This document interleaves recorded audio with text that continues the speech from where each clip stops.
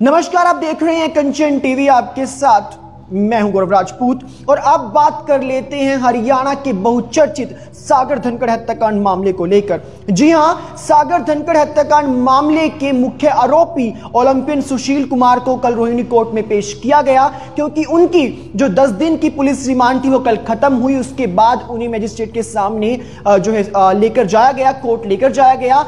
तो कोर्ट के अंदर जो बड़ी बात सामने निकल कर आई है वो यही कि दिल्ली पुलिस ने 10 दिन की रिमांड के बाद आगे 3 दिन की रिमांड के लिए याचिका लगाई थी, जिसे रोहिणी कोर्ट ने खारिज कर दिया है। जी हां, दिल्ली पुलिस ने 3 दिन की रिमांड मांगी थी, लेकिन रोहिणी कोर्ट ने पुलिस रिमांड ना देते हुए अब सुशील कुमार को न्यायिक हिरासत यानी जुडिशियल कस्टडी में भेज दिया है। आपको बता दें कि दिल्ली पुलिस की तरफ से अतुल श्रीवास्तव, वकील अतुल श्रीवास्तव मौजूद रहे। उन्होंने दलील दी कि चूंकि अभी सुशील कुमार ने जो वारदात के समय कपड़े पहने हुए थे और जिस हॉकी के साथ, जिस वेपन के साथ सागर धनखड़ को पीटा गया जिसके बाद उसकी मृत्यु हो गई, अभी इन दोनों चीजों को बरामद करना बाकी है। साथ ही साथ उन्होंने कहा कि अभी सुशील कुमार को जांच के लिए एक बार फिर से हरिद्वार लेकर जाना है, तो ऐसे में 3 दिन की जो रिमांड है वो दिल्ली पुलिस को दी जानी चाहिए। तो ये तमाम जो दलीलें हैं वो दिल्ली पुलिस की तरफ से रखी गई। अतुल श्रीवास्तव ने अपना पक्ष रखा, लेकिन जो सुशील कुमार के वकील हैं उन्होंने भी अपनी दलील रखी। उनकी तरफ से कहा गया कि चूंकि दिल्ली पुलिस को 10 दिन का वक्त दिया गया था, इतना वक्त काफी होता है पूछताछ करने के लिए, तो उन्होंने कहा कि पुलिस को जो भी सवाल जवाब करने थे वो कर चुकी है, इसलिए जो दिल्ली पुलिस ने 3 दिन की कस्टडी मांगी है उसे खारिज किया जाए, इस याचिका को खारिज किया जाए। साथ ही वकील ने कहा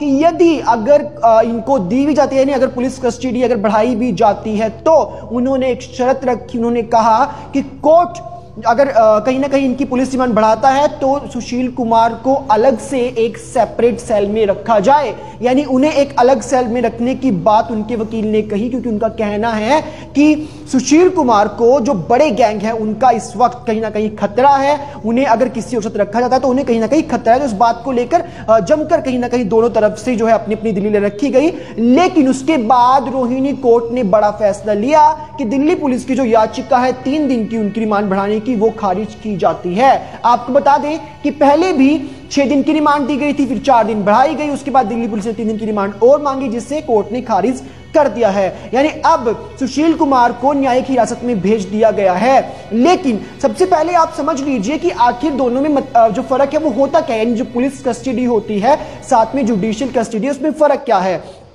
पहले 10 दिन तक सुशील कुमार को पुलिस कस्टडी में रखा गया, यानी उनको जो है पुलिस जो है उनके ऊपर फिजिकल जो हक है कहीं ना कहीं पुलिस का था। कभी भी पुलिस उनको इंटेरोगेट कर सकती थी। उन्हें जो है थाने के अंदर जो बनी हुई सेल है उसके अंदर ही रखा गया था, यानी पुलिस जब चाहे तब उनसे पूछताछ कर सकती थी उन 10 दिनों के अंदर। लेकिन अब चूंकि उन्हें जुडिशियल कस्टडी में भेज दिया गया है, तो ऐसे में अब जो फिजिकल हक है कहीं ना कहीं सुशील के ऊपर वो मजिस्ट्रेट का हो गया है। यानी अगर दिल्ली पुलिस को अब पूछताछ करनी है तो उन्हें पहले परमिशन लेनी होगी, पहले उन्हें जाकर मजिस्ट्रेट से परमिशन लेनी होगी, कोर्ट से परमिशन लेनी होगी, उसके बाद ही पूछताछ हो सकती है।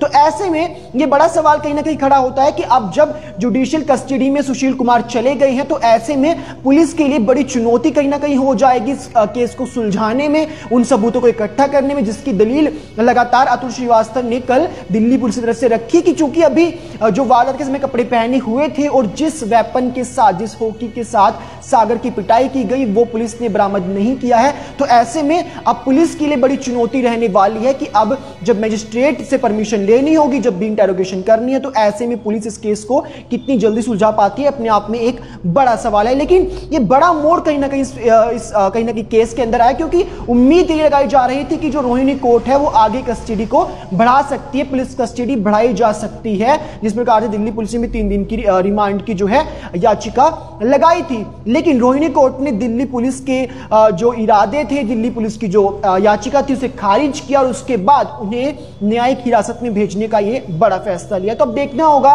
कि जुडिशियल कस्टडी में रहते हुए किस प्रकार दिल्ली पुलिस इस केस को जल्द से जल्द सुलझा पाती है, ये अपने आप में एक बड़ा सवाल रहेगा।